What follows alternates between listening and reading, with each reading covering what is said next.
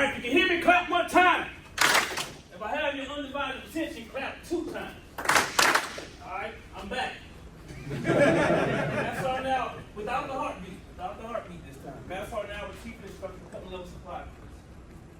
Very different topic. This class will be the most important class of your entire time here. So I would ask that each of you go ahead and lower your laptops and give me your undivided attention. Your battalion commander. Let's come to your area of forecast. While in the area, it's not often that he gets a chance to visit your unit. So he decides that while in the area, he's going to come by and have a visit at your unit. You see him, you welcome with open arms. You excited to see him, he's excited to see you. You welcome him into your office. You both take a seat. Crosses his leg. And as officers do, you have this conversation. And all of a sudden, while talking, he says, how about we take a tour of the facility? He looks up. You're feeling pretty confident, not too nervous. And he walks into the drill hall. Drill hall, spotless. Soldiers are gainfully employed, First Sergeant. You feeling good? He walks over to the cubicle area where your soldiers are supposed to be locked in and engaged. And they work. No one's playing on the cell phone. No one's wasting time. So he moves on down to the cage area. So far, so good. He continues to walk. And while walking, he walks upon something that looks like this.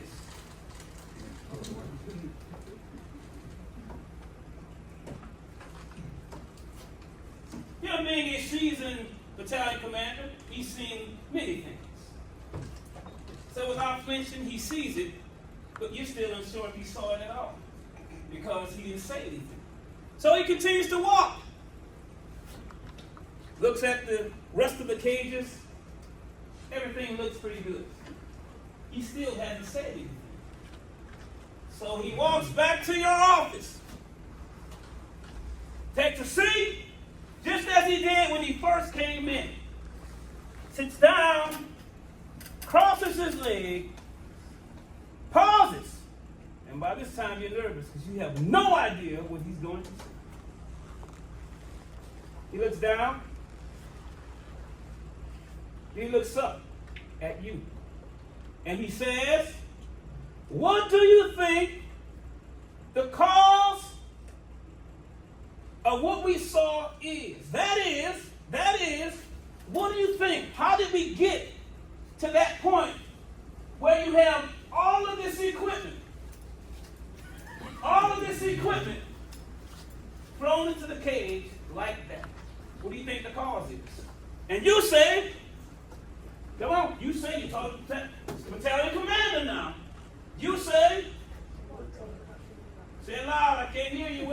Who said that? What'd you say? The soldiers aren't picking it up. Oh, it's the soldiers' fault. This will be fixed. This will be fixed. My question, Captain Lindsay, is what caused it? What do you think is the cause of this? Lack of discipline. Lack of discipline. Now put a pin there. What else? Communication. Say again? Lack of communication. Lack of communication. Unpack that. What do you mean lack of communication? Maybe soldiers and leadership are not communicating somehow. Soldiers and leaders not communicating somehow. Continue. I mean, from the picture, that was like stuff that was turned in. Maybe it's to go to CIF. That's my assumption.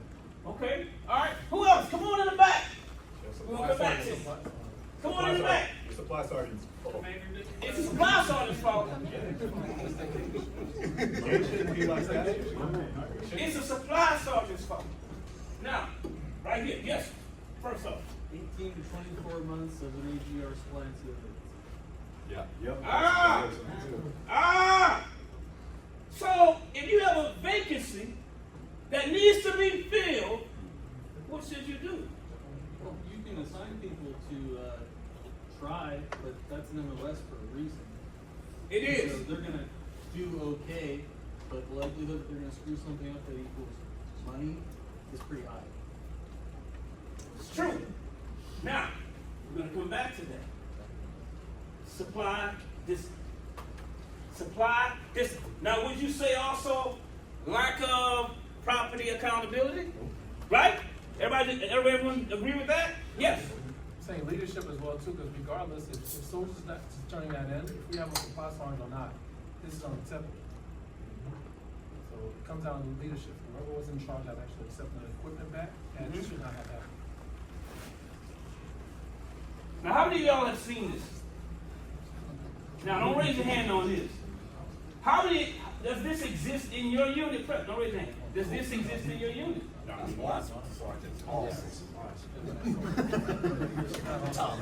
Well, you know that it shouldn't be, right? All right. So, supply discipline, right? Property accountability, right? So, for the next hour or so,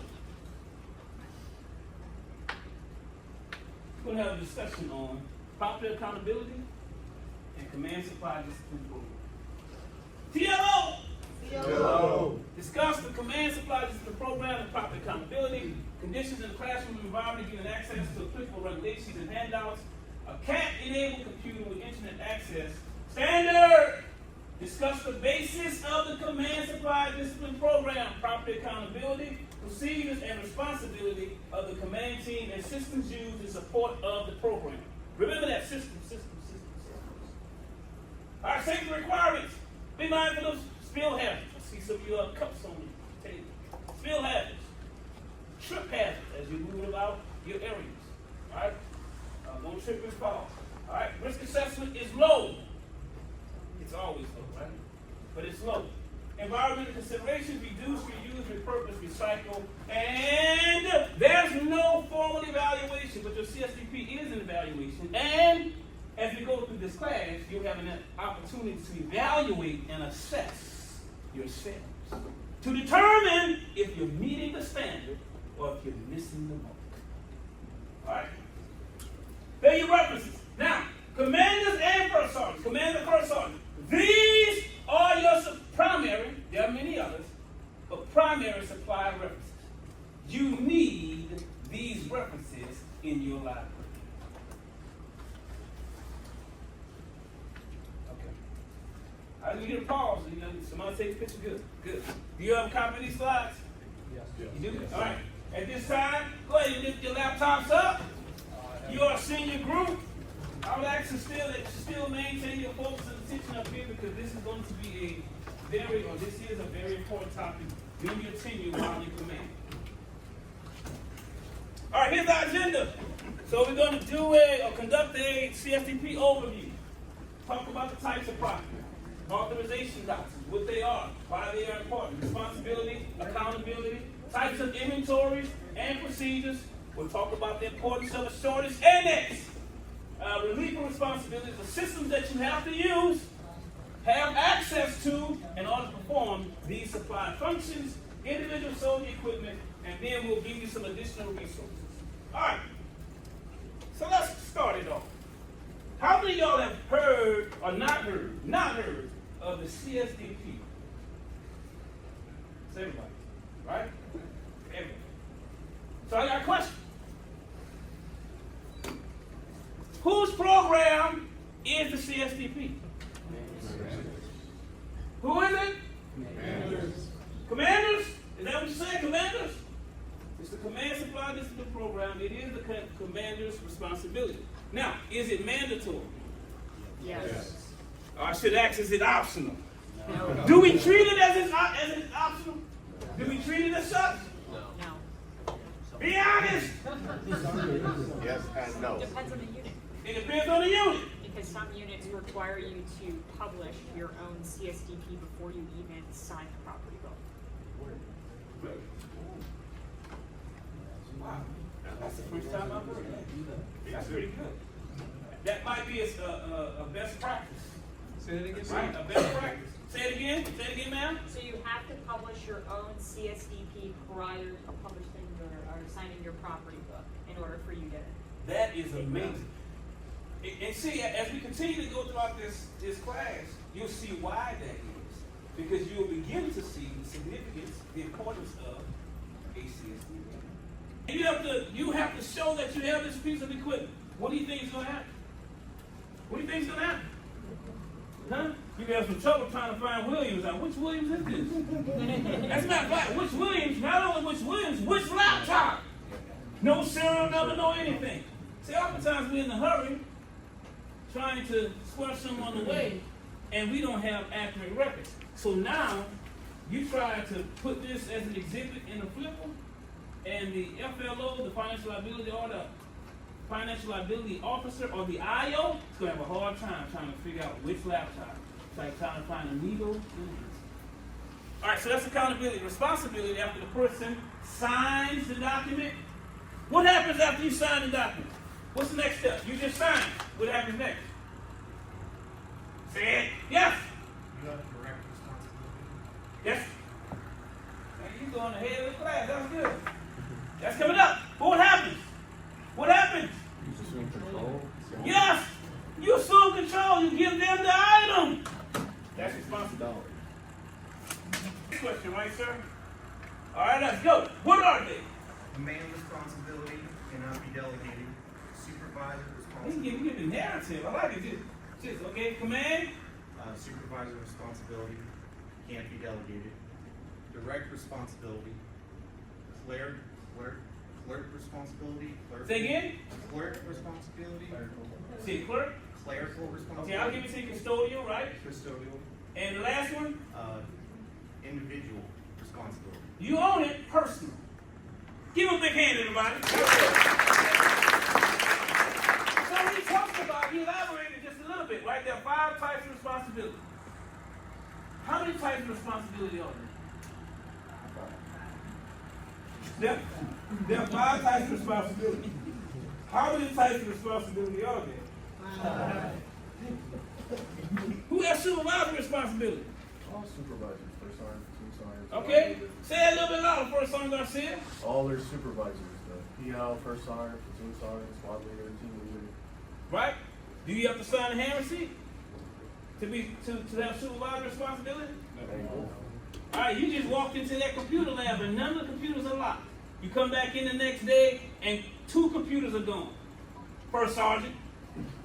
Can you be held liable? Yes. Yeah, huh? Yes. Direct responsibility. What is direct responsibility? What is direct responsibility? 26. Signing the hand receipt, right? Primarily signing the primary hand receipt. The primary hand receipt. Commanders, you have 2 types of responsibility automatic. You have command responsibility and direct responsibility. Command responsibility and direct responsibility. Alright? 2 types. Direct responsibility, the moment you sign the primary hand receipt, you are directly responsible. Now, how far in advance should you, or based on regulation, how far in advance do you conduct your inventory and sign your hand receipt? 30 days in advance. Say again? 30 days in advance. 30 days. Who said that? That's outstanding. So accountability is everyone's responsibility. It's a joint effort. The commander cannot do it alone. The first sergeant should have caught that cage that way and straightened that out before the commander even saw it, let alone the battalion commander. What's a command-directed inventory, Major Klein? When you discover an incident. She's right. She's right. Say it again, ma'am. When you discover an incident. An incident. Right? There's a question about a particular item. We're looking for it. Everybody drop everything. We need to conduct an inventory. All right? Give me something else. An incident. What else? Sick leave? Say again. Sick leave? Sick leave. So sick leave is scheduled, right? But you could actually direct an inventory to inventory things if you think that something's missing. That's very important. Why is that important? Because the next time you go to the field, you want to make sure you have all of your items.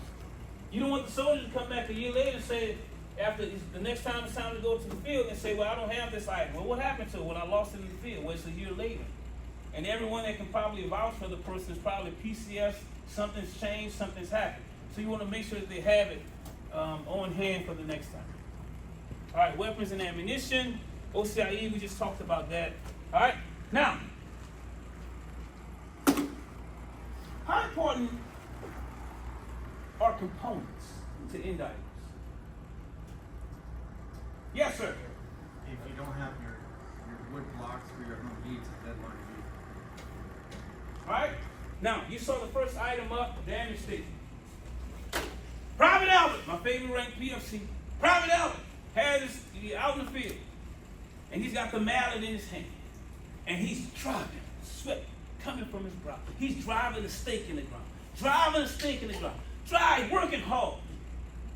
And all of a sudden, the mallet slips out of his hand, hits the tent, splits the tent.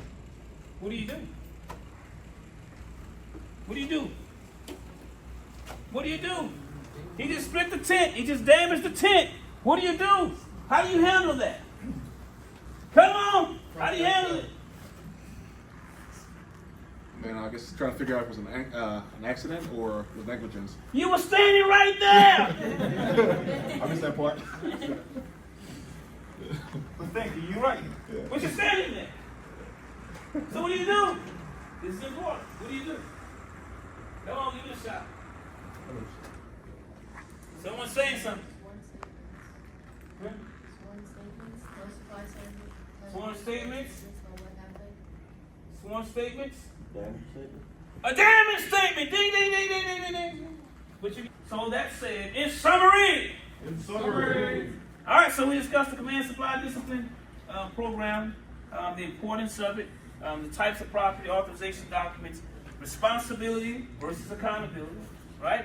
Types of inventories and procedures. We talked about the importance of a shortage annex, relief of responsibilities, damage statements, DA Form 7923, DD Form 200.